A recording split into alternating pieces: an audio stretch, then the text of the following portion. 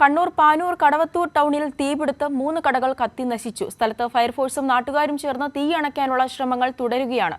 സന്തോഷ് ഉണ്ട് കൂടുതൽ വിവരങ്ങളുമായി. സന്തോഷ്, എന്താണ് നിലവിലെ അവിടെ നിന്നും നൽകാൻ കഴിയുന്ന വിവരങ്ങൾ? നിലവിൽ തീ നിയന്ത്രണ വിധേയമായിട്ടുണ്ടോ? ആവണി ഇപ്പോൾ തീ നിയന്ത്രണ വിധേയമായിട്ടുണ്ട്. ഫയർഫോഴ്സും നാട്ടുകാരും ചേർന്നാണ് തീ അണച്ചത്. 3:15 കൂടിയായിരുന്നു ഈ തീപിടുത്തം ഉണ്ടായത്. 3 കടകൾ ഈ തീപിടുത്തത്തിൽ കത്തി നശിച്ചിട്ടുണ്ട്. മറ്റ് കടകളിലേക്ക് കൂടി തീ പടരുന്നത് തടയാൻ ഫയർഫോഴ്സിന് സാധിച്ചിട്ടുണ്ട്. കൂടുതൽ കടകളിലേക്ക് തീ പടരുന്നതിന് മുമ്പായി തന്നെ ഫയർഫോഴ്സും നാട്ടുകാരും ചേർന്ന് തീ അണച്ചു.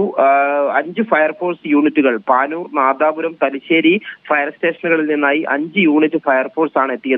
മണിക്കൂറുകൾ നീണ്ട പരിശ്രമത്തിനൊടുവിലാണ് 5 മണിയോടുകൂടി തീ അണച്ചത്. ആവണി, സന്തോഷ്, തീപിടുത്തത്തിനുള്ള കാരണം എന്തെങ്കിലും വ്യക്തമായിട്ടുണ്ടോ എന്നുള്ളത് വ്യക്തമായിട്ടില്ല. 3:15 കൂടിയാണ് ഈ ഒരു കടയുടെ ഭാഗത്തു നിന്നും പുക ഉയർന്നത്. പിന്നീട് ആ തീ ആളിപ്പടരുകയായിരുന്നു. അതിനുശേഷം തൊട്ടടുത്തുള്ള 2 കടകളിലേക്ക് കൂടി വ്യാപിക്കുകയായിരുന്നു. ഷോർട്ട് സർക്യൂട്ട് ആണോ എന്നുള്ളതാണ് പ്രാഥമികമായ നിഗമനം. എന്നാൽ ഈ കാര്യം സ്ഥിരീകരിച്ചിട്ടില്ല.